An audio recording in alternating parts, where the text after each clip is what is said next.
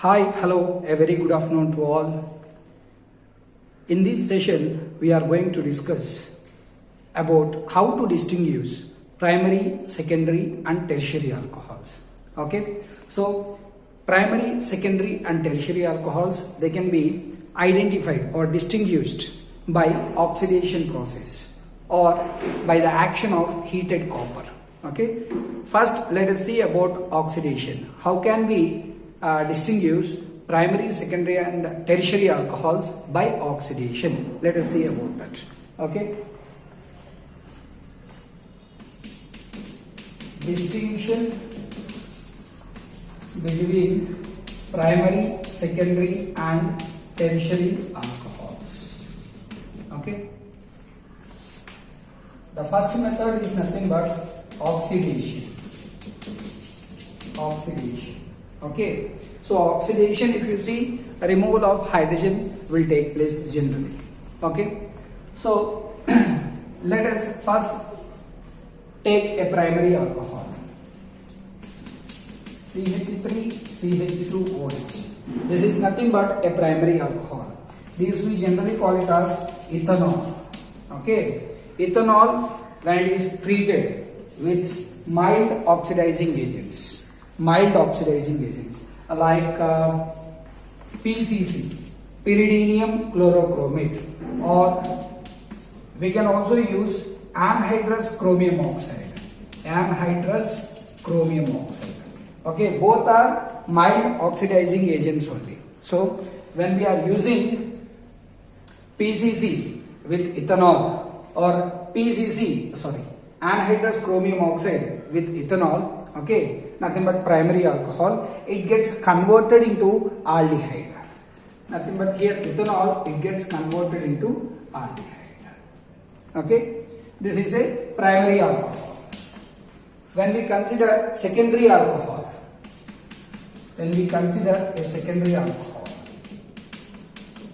so this is nothing but a secondary alcohol, propane to all.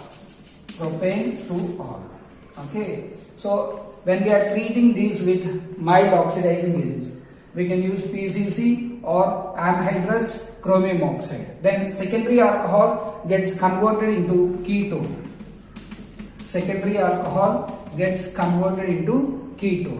Propanol gets produced.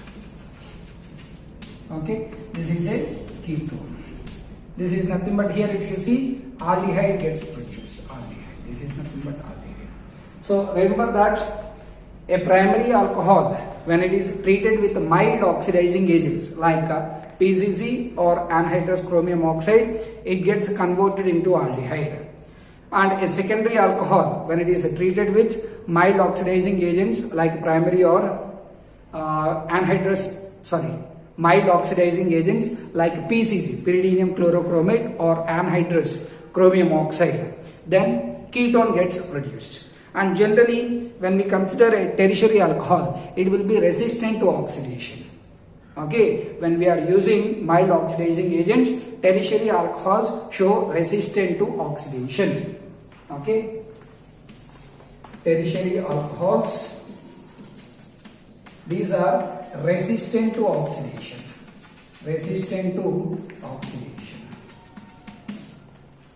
Okay, so this is with respect to mild oxidizing agents. Now let us see, when we are using strong oxidizing agents, what happens to primary, secondary and tertiary alcohols.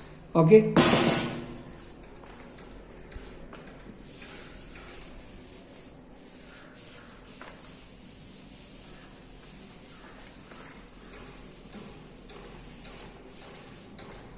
oxidation with strong oxidizing agents. Okay, so strong oxidizing agents we can consider, okay, acidified potassium dichromate or acidified potassium permanganate. Both are strong oxidizing agents only. Okay, acidified potassium permanganate, KMnO4 in presence of H2SO4, or we can use acidified potassium dichromate, K2Cr2O7 in presence of H2SO4. both will act as strong oxidizing agents. So when we are using strong oxidizing agents with primary alcohols, primary alcohol will directly get converted into acid. It will not stop at aldehyde stage. It will directly get converted into acid. See the reaction: CH3, CH2, OH. Okay, when we are using strong oxidizing agent like acidified potassium permanganate, it gets converted into acid directly. Nothing but it will not stop at aldehyde state. It will further undergo oxidation to produce acid. Acetic acid or ethanoic acid got produced. Ethanoic acid gets produced. Okay. In the same way, when we consider a secondary alcohol like propane 2-ol, okay, when it is treated with strong oxidizing agents, K2Cr2O7 or KMnO4 in presence of H2SO4, okay, so it will not stop at ketone, CH3 C double bond O CH3, okay. So initially this ketone will get produced, nothing but propanone gets produced. It will not stop here. Okay, under drastic conditions like when we are maintaining high temperature and when we are using these strong oxidizing agent, what happens is nothing but cleavage of CC bond takes place. Cleavage of CC bond takes place, and that results in the formation of an acid which contains less number of hydrogens when compared with the alcohol. Okay, less formic acid gets produced. Okay, HCOOH gets produced. The HCOOH which got produced here, less HCOOH. The HCOOH, formic acid, which got produced here, it will further get converted into CO2 plus H2. It will undergo oxidation further to form CO2 and H2. Okay, so secondary alcohols, when they are treated with strong oxidizing agents, okay, so ketone gets produced, that will further undergo oxidation to form acid and formic acid. Formic acid which got produced here, it will further undergo oxidation to form CO2 and H2O. Okay, so the acid which got produced here, it will have less number of carbons when compared with the alcohol. Here if you see in the alcohol 3 carbons are there, but in the acid which got produced finally, it has only 2 carbons. Okay, this is with secondary alcohols. Okay, now let us consider a tertiary alcohol. As I said before, tertiary alcohols, they are resistant to oxidation, but when we are using strong oxidizing agents, okay, like acidified potassium dichromate or acidified potassium permanganate at high temperatures, okay, tertiary alcohols will undergo oxidation. Okay, let us see that reaction. Let us consider a tertiary alcohol.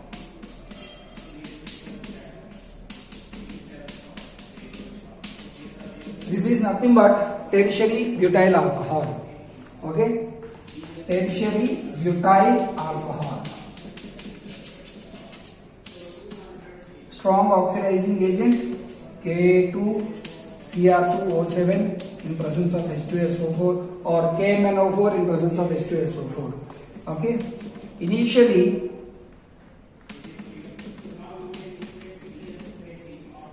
2-methylpropene gets produced.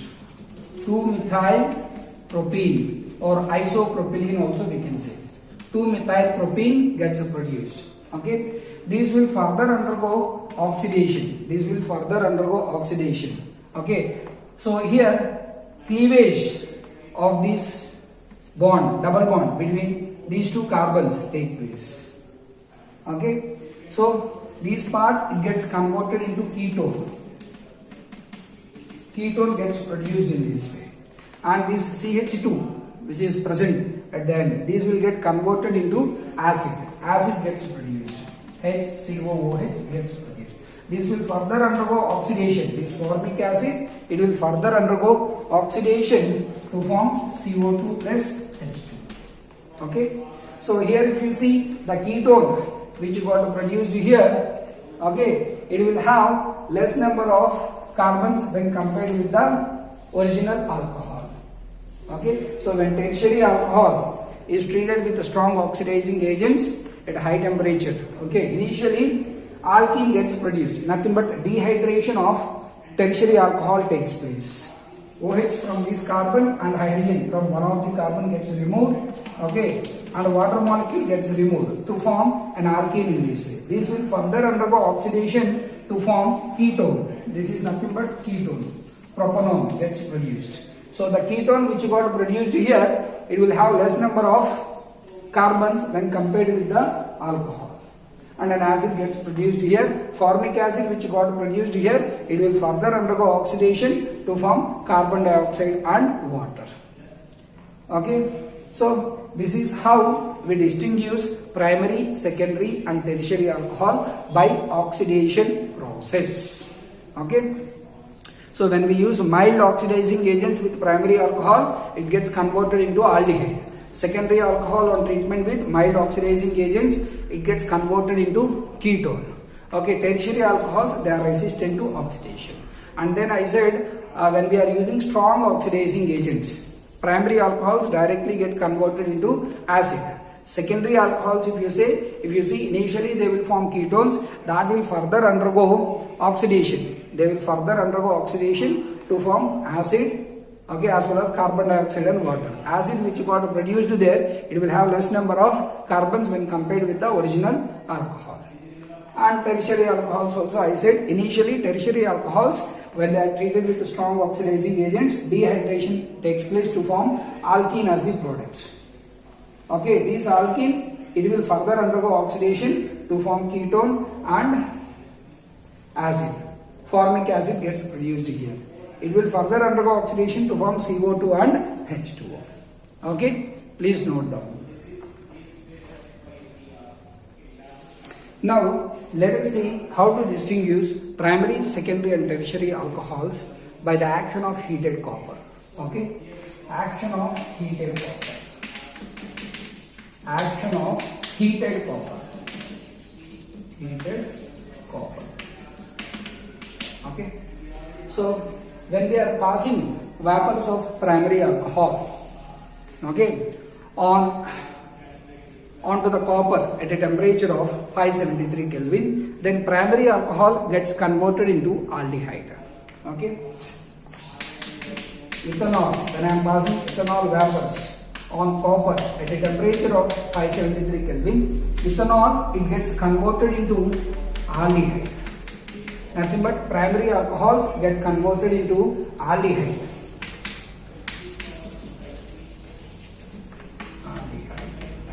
Okay. When we are passing secondary alcohols, vapors of secondary alcohols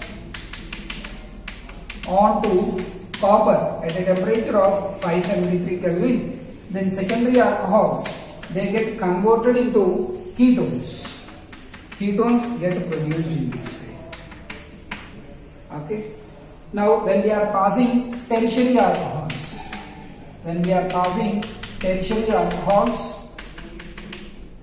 onto copper at a temperature of 573 Kelvin, then alkenes get produced. Alkenes get produced in this way. This is nothing but alkene. Okay. Ketone. So this is how we distinguish primary, secondary and tertiary alcohols by passing them over heated copper at a temperature of 573 Kelvin. Please take this. Now let us see how to distinguish primary, secondary and tertiary alcohols by Victor-Mayer test. Okay, this is an important test, Victor-Mayer test. Victor-Mayer test. In objective questions, okay, this is important, Victor-Mayer test. So in Victor-Mayer test, initially we will treat the alcohol with phosphorus in presence of iodine. Okay, then iodoalkane gets produced. Iodoalkane which gets produced, it will be treated with silver nitrate. Silver nitrate. So nitroalkane gets produced. Nitroalkane gets produced. These we will be treating. Nitroalkane which got produced here, it will be treated with nitrous acid, HNO.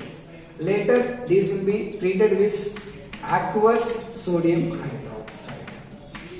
So these are the things which take place in Victor-Mayer test. Let us take primary, secondary and tertiary alcohol and let us see how they react with these reagents. Okay. Let us first consider primary alcohol. Let us first consider primary alcohol. Simple thing only. Okay. So I am considering RCH2OH. This is a primary alcohol. Initially we will treat these with phosphorus in presence of iodine. Then iodoalkane gets produced. RCH2I gets produced. These will be treated further with silver nitrate. Now nitroalkane gets produced. RCH2NO2. This gets produced. Okay, nitroalkane which got produced here, it will be treated with nitrous acid, HNO2. I am representing HNO2 in this way.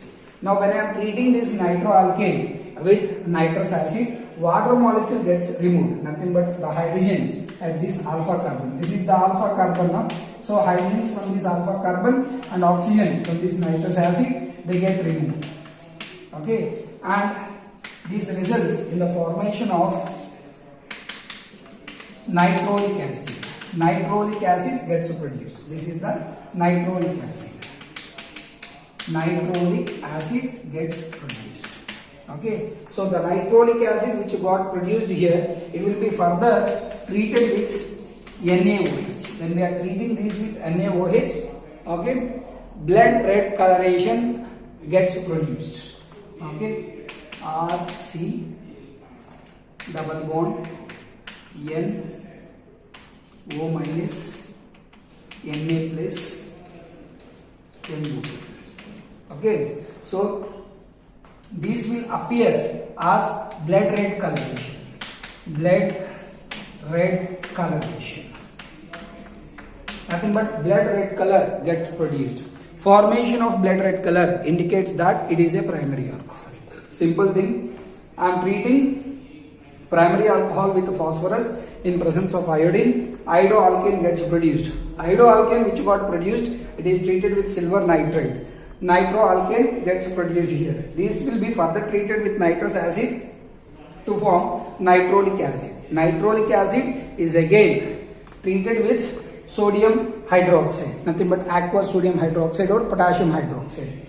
Then blood red color gets produced. Formation of blood red color indicates that the alcohol is primary in nature.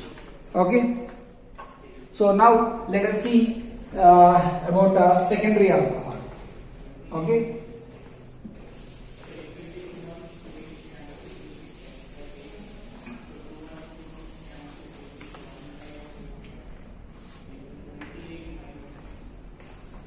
Secondary alcohol. See the secondary alcohol. This is nothing but secondary alcohol. Okay, the same thing. Secondary alcohol, it is treated with phosphorus in presence of iodine. Iodoalkane gets produced in this way. Iodoalkane gets produced in this way. Okay, this one further treatment with silver nitrate, AgNO2. Nitroalkane gets produced. R2CHNO2. Nitroalkane gets produced. This one further treatment with nitrous acid. Okay, then H2O gets removed from here. Okay, and it produces a pseudo-nitrile in this way. Pseudo-nitrile gets produced here. Pseudo-nitrile gets produced here. These on reaction with aqueous sodium hydroxide. Then blue color, the solution turn into blue color. Formation of blue color indicates that it is a secondary alcohol. Okay, if blue color gets produced, it is a secondary alcohol. Okay, in the same way, when we consider a tertiary alcohol, R3COH, this is nothing but a tertiary alcohol. When we are treating this tertiary alcohol with phosphorus in presence of iodine, so iodoalkane gets produced here. Okay, this one further treatment with silver nitrite, nitroalkane gets produced. Nitroalkane gets produced. Okay, so these one reaction with nitrous acid. Okay, no reaction takes place. Reaction will not occur. The reason is nothing but at this carbon there are no alpha hydrogens. Since there are no alpha hydrogens at this carbon, it will not react with nitrous acid to form the reaction. Okay, so this is about tertiary alcohol. Tertiary alcohol. So this is how we distinguish primary, secondary and tertiary alcohol. Remember that if it is a primary alcohol, blood red coloration gets produced. If it is a secondary alcohol, blue color gets produced. If it is a tertiary alcohol, okay, no color. So reaction will stop at nitrous acid. It will not, tertiary alcohol if you see, it will not react with nitrous acid. So no reaction will take place. So this is about Victor Mayer test. And there is one more test called Lucas test. This is already said to you, Lucas test. Okay. Anyway, I will be repeating the Lucas test once again. Lucas test. Okay. Lucas test. Lucas test is also used in order to distinguish primary, secondary and tertiary alcohols. So the reagent which we are using here is nothing but concentrated HCl plus zinc chloride, anhydrous zinc chloride. These we generally call it as Lucas reagent. Lucas reagent. Okay.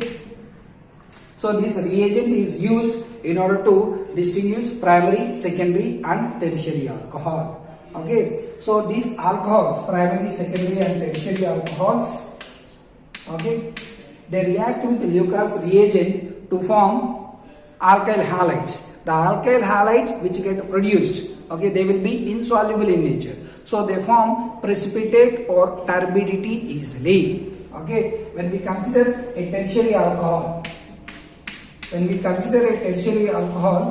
will react with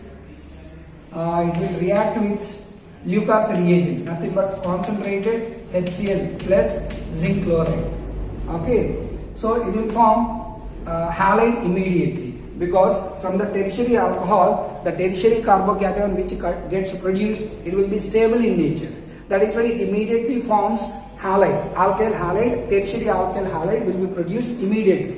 Since tertiary alkyl halide or alkyl halides are generally insoluble in nature, they will get precipitated.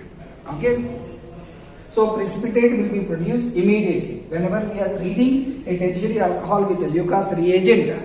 Okay, tertiary alkyl halide gets produced easily. Okay, formation of that tertiary alkyl halide immediately produces precipitate or turbidity. Okay, so turbidity gets produced easily.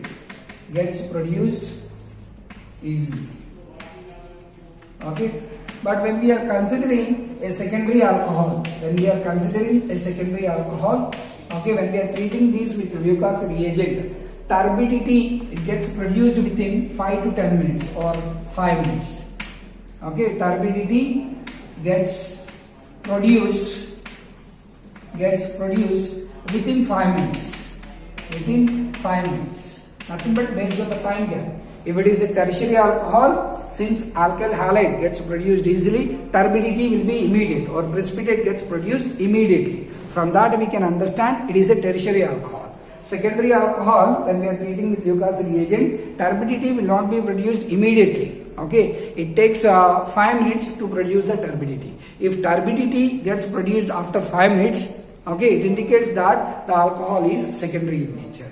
And when we consider a primary alcohol, okay, normally at room temperature, primary alcohol, it will not react with Lucas reagent. Okay, concentrated HCl and zinc chloride. It will not, primary alcohol will not react with Lucas reagent at room temperature. Okay, only at high temperature, nothing but generally at high temperature, primary alcohol will react with Lucas reagent to form the alkyl halide. Nothing but when we are making a reaction of primary alcohol with Lucas reagent, reaction will not take place. Nothing but turbidity will not get produced. So this is about Lucas test. So these are the 4 things which we use in order to distinguish primary, secondary and tertiary alcohol. Hope you understood. Okay, if you like, okay, my channel, please subscribe it, like it and please share it. Thank you all.